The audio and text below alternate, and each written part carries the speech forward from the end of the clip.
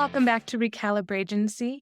I'm honored today to be joined by Chris Manley. He is the CEO of Engenius Web. And today we're going to be talking about identifying your brand superpower, why that's so important, and what it means for driving your agency forward. So, Chris, welcome. Thank you for coming on today. Would you mind sharing a little bit more about yourself? Yeah, sure. Thank you so much for having me. I've been a 25 or so year veteran of the marketing industry. I kind of got into it a little bit by happenstance. When I was actually in high school, I started designing websites for some small businesses, had a bit of a foray in journalism. So I got some writing chops there, and then went to school for not marketing and somehow ended back up in marketing and started Ingenius almost 15 years ago now, working with a lot of small businesses, mostly in our area, to help them really put the best foot forward digitally. Why did you decide to get into the agency world to begin with? Yeah. So I don't know how common this response is to that question.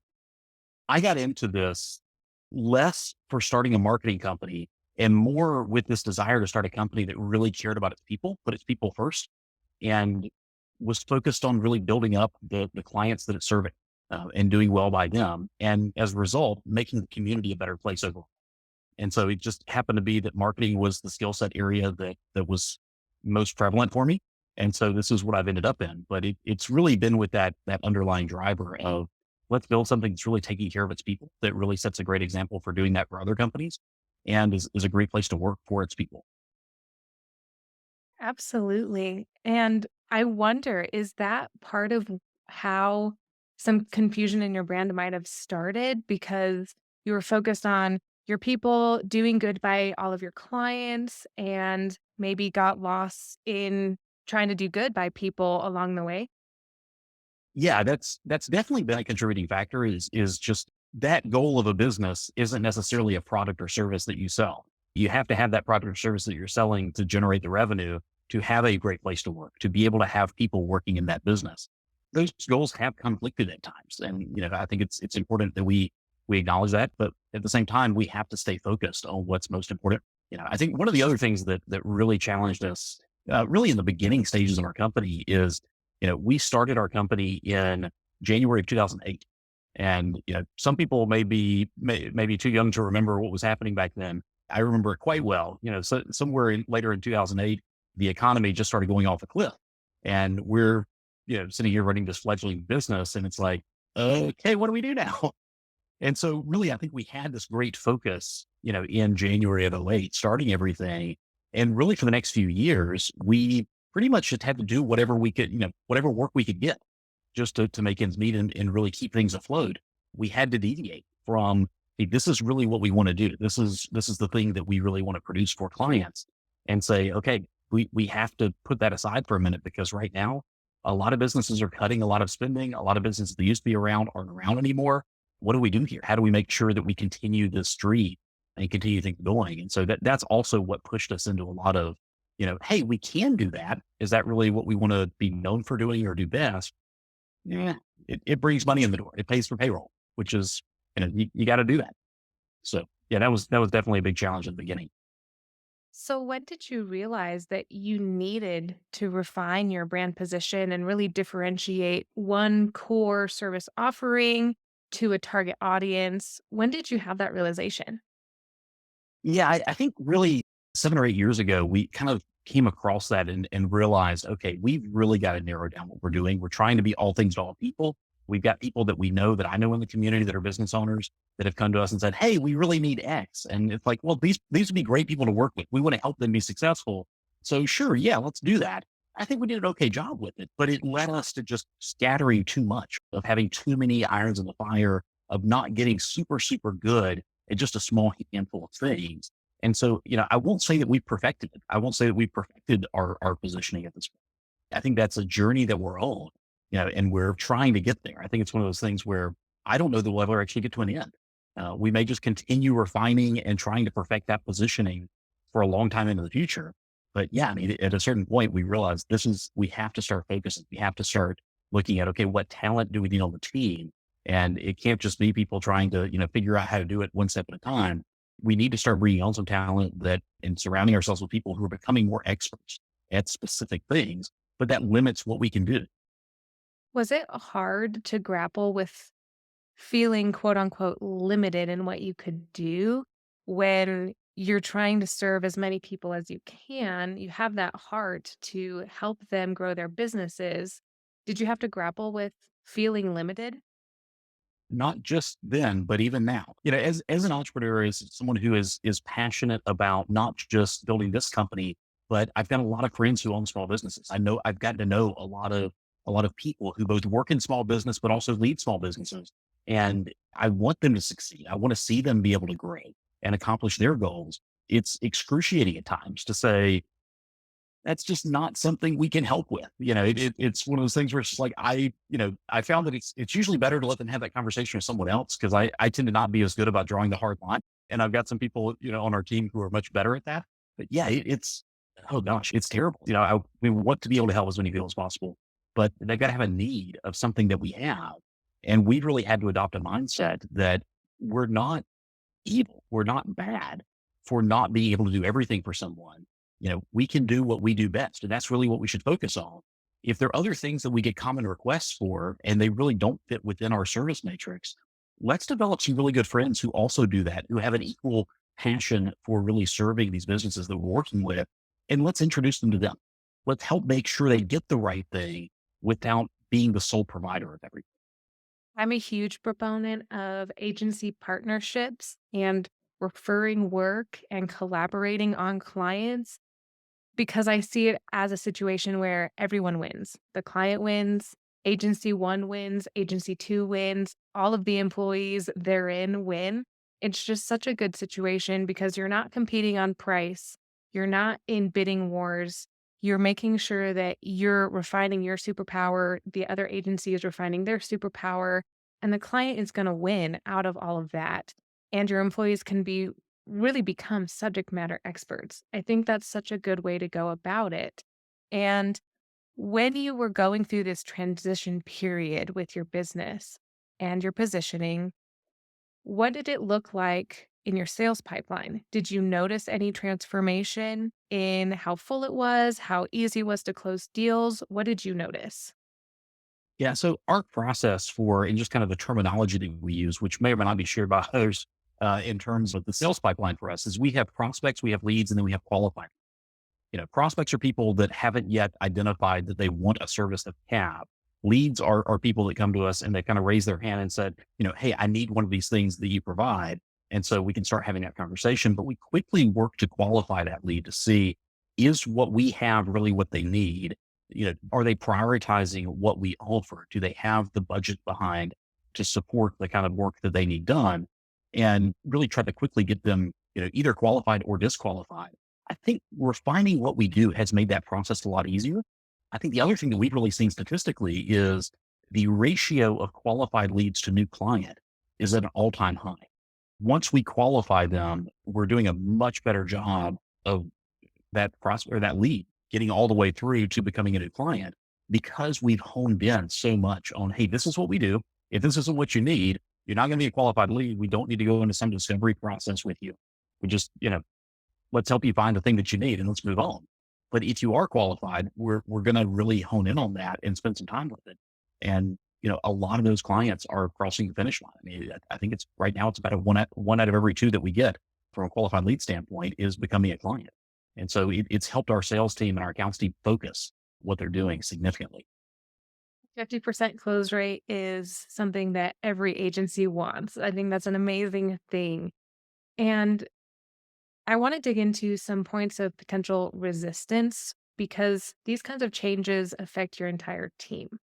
And in agency life, there's a lot of, internal projects that are going on and you've got passions and employees that are really they're passionate about different kinds of industries and topics and they want to pursue those interests at work as well. And so a lot of times that creates an extra level of confusion because agencies can feel like they should be able to do all things for all people even though we don't think that they should. Did you experience any of those situations where there was some internal conflict as you were trying to focus your position in what you were offering? Yeah, I think we've had some. I'll be honest, I don't think we've had a ton.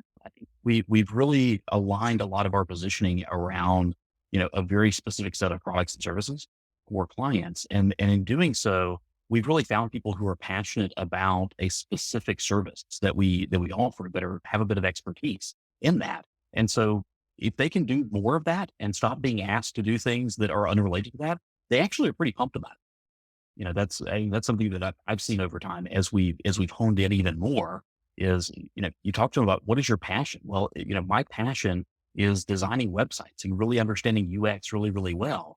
Okay. Well, if that's what we can have you do every day, that's really going to lead to some awesome stuff. If we're saying, hey, that's actually only half of what you're going to do, the other half is stuff we need you to do that we've just gone and sold because the client needed it, but it's not your passion. It's not the thing that really gets you out of bed every morning. It gets you pumped up and excited about stuff.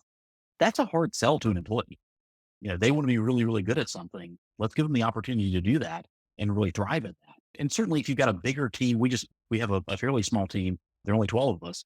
I imagine if you have a 50-person team, you've got a department working on something you're phasing out, that's going to be a lot harder of a transition because you've got to develop new skills in those people, or you've got to, help them get off the bus at some point. And so that can be a lot more challenging the bigger you are. But yeah, as a small team, we were able to flex into that and really just own our streets, own the things that we're good at. And that's the talent that we had around the table. So we didn't have to do a whole lot of switching out seats or anything like that. It was really just, hey, instead of you trying to do 15 things, let's have you do the three that you're actually really good at. And the other 12, let's just not do them because we don't need to. How did you handle the client side of contracts and retainers when you were adjusting your services? Yeah, I think for us, what we identified was most of our clients actually valued us for one thing. And what we were trying to do is just offer them all this other kind of stuff that a client or two clients or three clients had asked for at times. And we said, oh, well, surely if three clients, out of 190 clients asked us for something, surely all the rest of them will want it too. Well, we learned very quickly that just because three asked for it, the other 187 don't necessarily need it. They probably would have asked for it as well. And so we figured out through this that really it was more of just focusing on the stuff that we're already doing that we're good at. We didn't have to discontinue a whole lot of stuff, other than saying, hey, we're just not the best fit for that, but we have this partner over here that might actually be a really good fit doing that for you. Let's introduce you to them. We'll keep taking care of your website, really making sure that the content on it is really strategic, that we align those on a regular basis as your business evolves and changes. But, in terms of some of the other stuff you need, you know, we're not a PR shop. Let's introduce you to somebody that's their specialty. That's what they do. They don't do website. They do public relations and community engagement. They're really good at those things. Let's get you introduced. Let's focus on what we're really best at. Do you think that if you could go back to, 2008 when you started your agency, knowing what you know now, what would you say to your past self? Yeah, I would probably say specialize sooner. And specialize, I think, is one of those challenges that a lot of entrepreneurs have because we think that specialization has to be some super, super refined thing. I've got a friend who he focuses on one, I would call it a micro industry. I believe there are less than 200 potential clients in the US. And, it's like that's really, really, really specific. And I think for a lot of us as entrepreneurs that want to not have boundaries. And that's part of what makes us entrepreneurial. We don't want to put boundaries in our pathway. We want to be able to say anything's an option for us because we want to have that level of creativity. We want to have those options available to us to pursue whatever we want to pursue in life. The notion of, hey, we're not going to do some stuff, that's a terrifying thing. And I think we immediately go to the extreme end of, you know, I don't want to only be able to serve 100 clients. There's no, what's the possibility of even scaling there? There's no possibility. Once we get market saturation there, we're done. I mean, that's the ceiling, and that as an entrepreneur, that's a scary thing. That's an uncomfortable thing. But I think what I would say is you don't have to go quite that extreme. I think just finding what you do really, really well, it allows you some level of freedom. It allows you a level of focus. And, if you want to be a serial entrepreneur, it gives you the opportunity to say, hey, we're working with 100 different clients. We're finding that 20% of them really need this other thing. It's not the thing that we do well, but we're pretty sure we could do it well. Go out and start a separate thing doing that. I mean, it can be done under a different name, a different brand that it really serves that side of the market that you're serving, but it's not necessarily the same team that's doing it. It's not the same experts that are doing it. It's a different expertise. Yeah. And so if you truly are an entrepreneur, go start something that does that. But allow the thing that you've created now to really hone in and focus on the thing that you're really best at and don't lose sight of that. Not losing sight of it is really hard in an industry where change is constant. What are some of the guardrails that you've put in place to keep on track, stay focused on this position that you've taken? Yeah, I would say it for us, we haven't figured out a way for it not to come in waves. I think there are, we do a lot of goal planning on a quarterly basis. And so every 3 months, we really look at and take a deep dive into, okay, where are we? Where are we with our annual goals? Where are we trying to be 3 years from now? Are we on track for that? What do we need to do this upcoming 3 months to make sure we get there? We'll do a great job for 3 months or 6 months, really kind of digging in and learning and evolving what we're doing. And then we'll get really busy with client work and, a quarter or two will pass and then we'll realize like, oh, we're starting to feel behind on this. We've got to jump back in. I think it's making sure that you're staying grounded enough that you're realizing if you are feeling behind and that you're putting resources into it, but also feeling, getting to a point where you can give your team confidence that we're really good at what they do. I think that's one of the things I've reflected on with our team before is, and again, it's kind of weird to say like we're a bunch of humble people because most humble people don't say they're humble, but it's like I look across our team, it's like we've got a lot of really humble, they didn't go to school for user experience training. I mean, that's not what their degree's in. I don't know if you can even find a degree in that. Most people who are UX experts, they have learned that through the craft itself, through actually doing the trade of UX. One of our designers is, they're really great at it, but this is something they learned along the way. I think they went to school to be a teacher, and it's like, I mean, now they're teaching us how to do some stuff, which is really cool, but they've learned that along the way. And they just, I mean, a lot of our team has a hard time seeing themselves as we really know what we're doing. And it's like, I mean, I'm not an expert at every single thing that we do, but I'm looking at what you're doing and I'm looking at the results that are coming out of it. And I'm looking at what the client's saying of, hey, these are better results than we used to get with so and so that we worked with that didn't really seem very confident in what they were doing. And I'm like, well, if we're doing a better job than other people, clearly we do know what we're doing. Let's stop thinking that we're less than. Let's stop thinking that we are just playing around and kind of trying this stuff. And I think that's hard in an industry that is fairly new. Digital marketing has not been around for forever. It's evolved to the point where there's so many specializations in our industry that literally haven't been around for more than a decade. I mean, being an expert at video advertising, on a mobile device, that literally wasn't a thing 10 years ago because we didn't really have a whole lot of video on mobile devices to even have ads on them. The platforms didn't, weren't there yet to support that. It's a new thing for us. And so I think that's one of the challenges that a lot of people in our industry face is just that, hey, we've only been doing this for 5 years. Well, you've actually been doing it for most of the lifespan that service has existed. So you can be an expert in it. You don't have to have 20 years of experience in it to be an expert. In fact, if there's something you were an expert in 20 years ago, it's probably not of a whole lot of value today, unless you've kept up with it.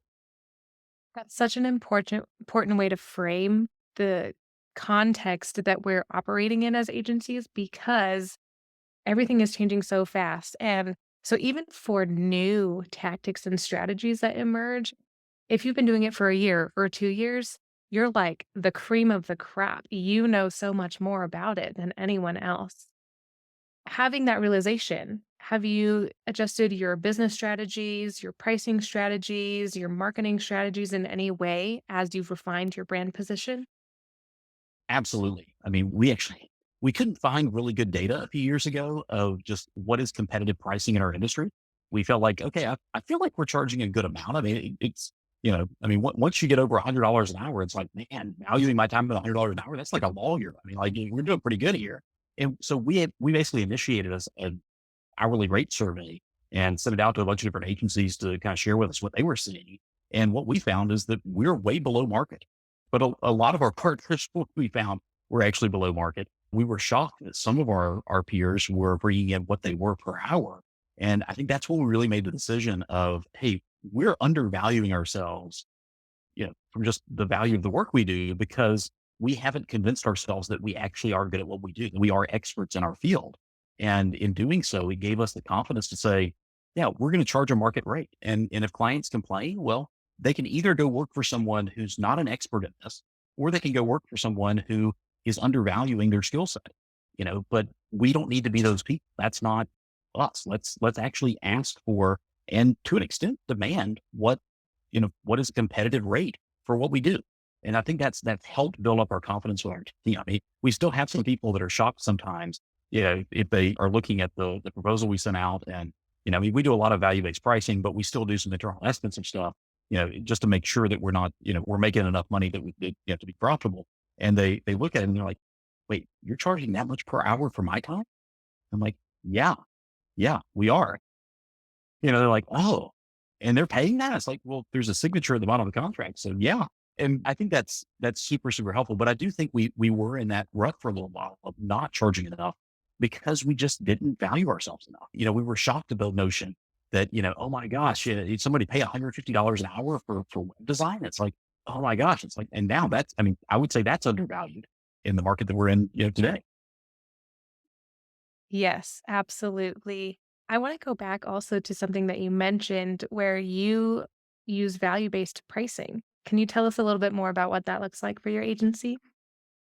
Yeah, I would say that we are on the path with value-based pricing. I don't think we've arrived. I don't think we've perfected it by any stretch, but I do think we've taken some steps in a really healthy direction of, I tell our director of sales, it's kind of like this gut feeling of if you put this out there and it just feels cheap, then we're probably not charging enough, and he's like, well, I mean, but we're only putting so many hours to it. I said, okay, how many hours did we pay staff to work on making things more efficient, evolving our process, really streamlining some stuff so that we can do it in that number of hours. Did a client pay for that time? No, our business paid for that time. This is our chance to actually receive benefit for that. In the same way that, I think of Apple, and I think I use it as reference in talking to them about it. They only pay this much money per iPhone that they make. You know, most of the money behind an iPhone is paying for their R&D. It's paying for them coming up with the ideas that create the piece of hardware, that create the software systems that power the piece of hardware. It's all of the capital investment they put in there. We don't, I mean, yes, sure. Some of us complain about the price of an iPhone, but we still buy them. We don't complain about it enough to say, hey, we're not going to buy one, setting record number of sales every quarter. It's like, we're willing to pay for that. And it's justified that we pay for that because that's how we innovate. That's how we create new stuff and better stuff. Why should we be ashamed of charging for it? Why should we be ashamed of profiting off of a risk that we took of spending time developing systems and processes to make what we do, you know, not just more efficient, but also more dependable? We shouldn't. We should charge what it's worth, even if it's more than the number of hours we put into it. And so we've tried doing that a lot across the board. I wouldn't say that we perfected it. I think there's still times where there's this challenge of, hey, how do we price this out? How do we estimate it? Oh, well, how many hours will it take? And that's the first question that gets asked. And we have a really, really great, project manager and production team that, I mean, they live and die by hours. They're thinking about how much time is it going to take? I need to do that task. I have, 6, 7, 8 billable hours I can get in today. What is going to get done during that time? And they're really focused on that. But, our sales team has to take a step back sometimes and really make sure they say, hey, I know it'll take that much time. What is the value of this thing that we're actually selling? Absolutely, especially in comparison to what prospects and clients can get elsewhere. That value Yeah. differentiation is really important because if you can get 5 times more value for a client and you're charging the same price or even only double what your competitor is charging, but they're not getting the results, you have room in there to change your pricing strategy, still be a value to your client, increase your bottom line, increase your profit margin, grow your business more, invest in your people, invest in education so that you can continue delivering better and better for your clients. Yeah. I think one of the biggest things is don't lose sight of what you do well. We're in a creative industry, we're in a high evolving industry, in the marketing and digital marketing sectors. There's always a shiny new toy. There's always something exciting out there. And I think there's always this appeal at being first to market or early to market, being able to provide those solutions to people, as soon as they're on the market. It's like, well, frankly, I mean, we work with a lot of small to mid-sized companies. I'd rather let the Fortune 500 companies use all of their R&D money and marketing to kind of, throw $1 billion at a new ad platform. Let's see what happens with it. Let's not, I mean, our clients don't have $1 billion to just test out something. Let's let somebody else do that. And then if it works, great. We'll jump onto that bandwagon. If it doesn't, let's not. But let's do what we're good at. Let's not lose sight of, if there's a service that we're providing 85% of our clients, they're very satisfied with it. We have a lot of room to expand in the number of clients we can have doing that. Why would you keep looking elsewhere? Why would you keep trying to force something else into the box?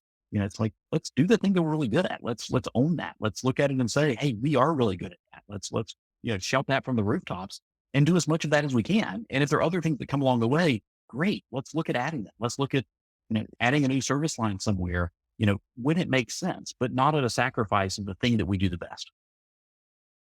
How do you determine when something else makes sense? Yeah, I think for something else to make sense, I think it goes back to just a basic business principle. Will people buy it? At the end of the day, what they buy is what you can actually sell.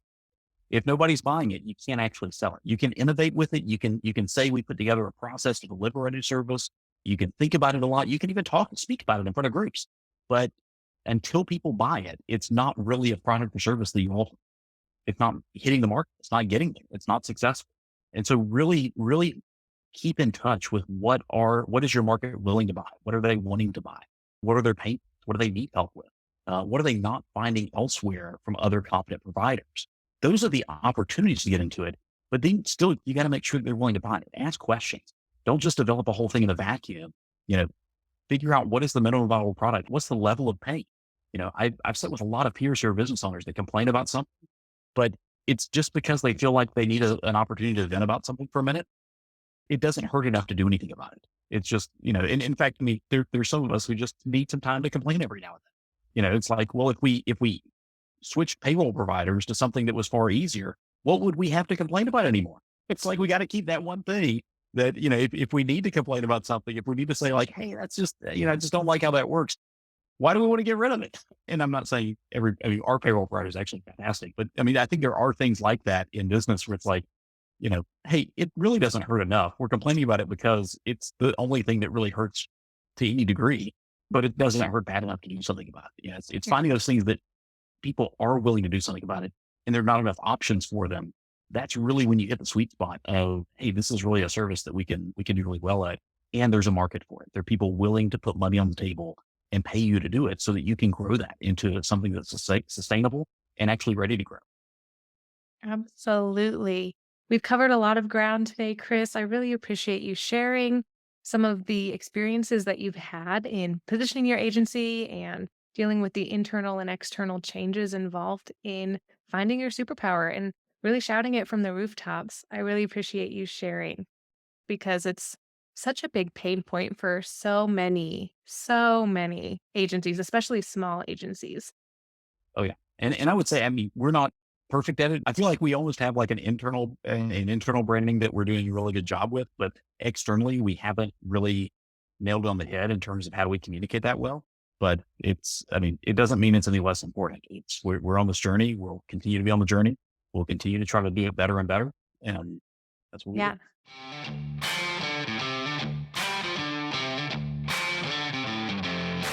You shared some really interesting points about the importance of specializing, focusing in on your agency's superpower, and enabling your team to really dive into their specialties and to grow in order to better serve clients.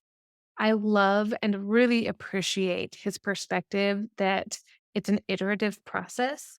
You might not ever feel like you're finished because we do live in this world that is ever changing and our industry is ever changing even more so.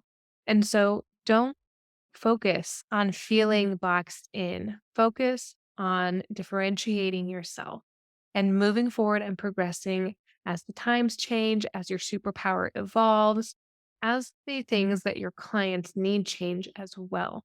Focus in where you can best serve people and then partner with other agencies that have other superpowers. Focus on scaling down to scale up.